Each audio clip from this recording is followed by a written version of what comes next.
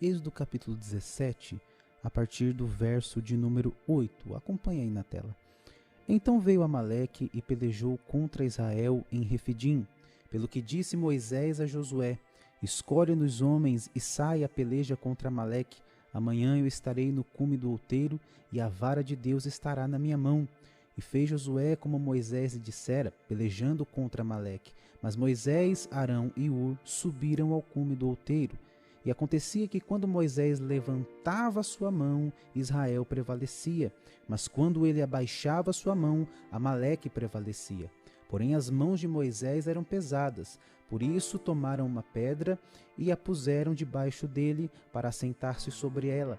E Arão e Ur sustentaram as suas mãos, um de um lado e outro do outro. Assim ficaram as suas mãos firmes até que o sol se pôs. E assim Josué desfez a Amaleque e ao seu povo ao fio da espada. Então disse o Senhor a Moisés: escreve isto para a memória num livro e relato aos ouvidos de Josué, que eu totalmente hei de riscar a memória de Amaleque de debaixo dos céus. E Moisés edificou um altar e chamou o seu nome: O Senhor é a minha bandeira.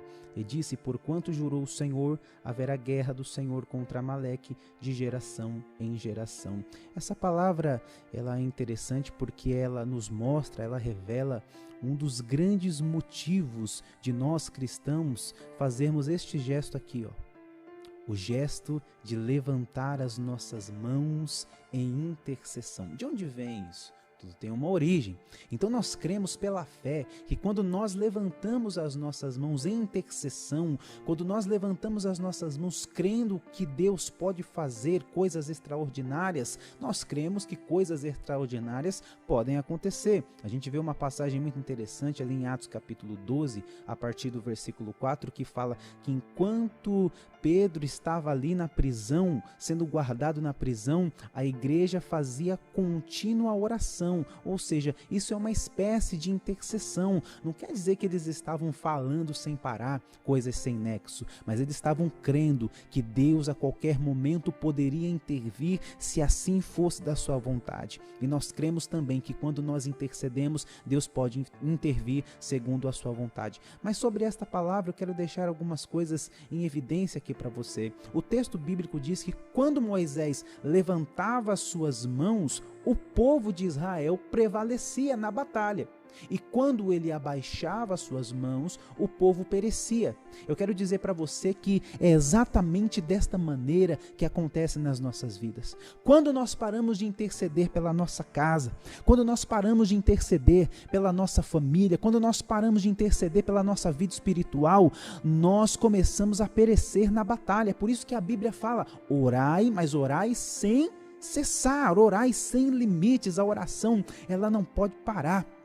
Então, quando nós estamos intercedendo, buscando pela nossa casa, buscando pela nossa família, o Senhor está cuidando, o Senhor está guardando. Oração é intimidade, sim, é intimidade com Deus, mas também é confiança em Deus. Quando nós estamos orando constantemente, nós estamos dizendo para Deus: Senhor, eu confio em Ti constantemente, não apenas nos momentos em que eu estou desesperado, não apenas nos momentos em que eu estou com uma situação pendente que preciso resolver, mas em todos os meus caminhos eu confio em Ti, ó Senhor. É assim que nós temos que crer, meus queridos, é assim que nós temos que viver a nossa vida, crendo no Senhor, intercedendo, porque confiamos nele, seja qual for o problema, seja qual for a situação que nós estamos enfrentando, não podemos deixar de interceder. E essa palavra é muito interessante, o contexto dela. O contexto é que o povo de Amaleque agora está vendo uma multidão inumerosa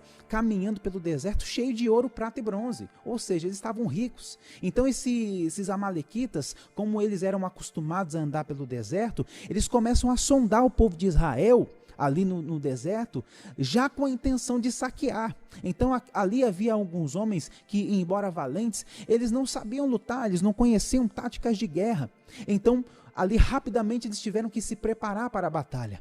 E eu acho isso muito interessante, unir a intercessão com uma batalha. Luta e intercessão tem tudo a ver, prestou atenção? Porque enquanto Moisés estava com as suas mãos levantadas, lá no topo do monte, o povo estava batalhando. Então, quando nós intercedemos, existe uma batalha acontecendo. Efésios 6:10 em diante vai falar sobre uma luta espiritual, que não é contra carne e sangue, mas contra principados, contra potestades, contra as hostes espirituais da maldade nos lugares celestiais.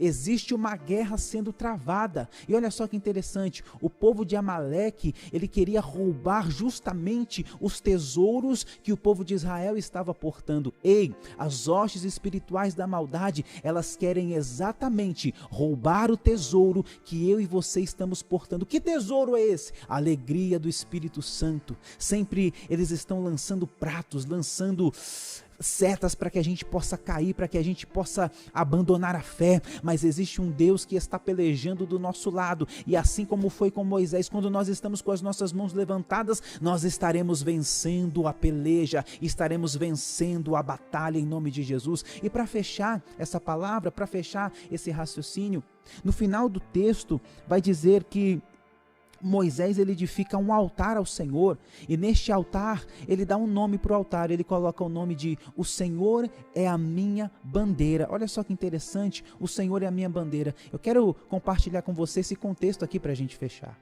Naquela época antiga, haja vista que quando um exército ia pelejar com outro exército, contra outro exército, cada exército levava uma bandeira, ou melhor, um estandarte. Quando este estandarte estava de pé, significava que aquele exército não se rendeu. Significava que aquele exército não se entregou na batalha, mas estava pronto para continuar lutando. Embora houvessem muitas baixas, embora o exército estivesse aparentemente perdendo a guerra, enquanto o estandarte estava de pé, significava que ainda havia batalha. Mas quando o estandarte caía no chão, significava que aquele exército ou perdeu a batalha ou se entregou. Mas olha o que Moisés está dizendo acerca do estandarte de Deus. O Senhor é a minha bandeira. Ou seja, se o Senhor é a minha bandeira, então significa que enquanto eu estiver em obediência a Ele, jamais eu vou perder. Eu posso até fraquejar, eu posso até enfraquecer, eu posso até ser ferido na guerra, mas perder, não.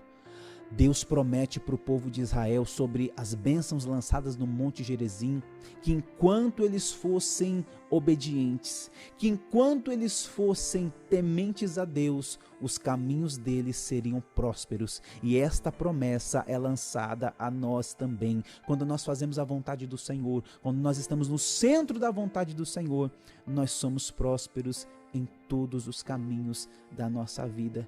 Então, para que a bandeira do Senhor jamais venha cair diante do exército inimigo, basta que eu e você obedeçamos. Enquanto nós formos obedientes ao Senhor, nós obteremos a vitória, ainda que em meio a levantes, ainda que em meio a provas e tribulações. Que Deus abençoe você. Fique com esta palavra em nome de Jesus.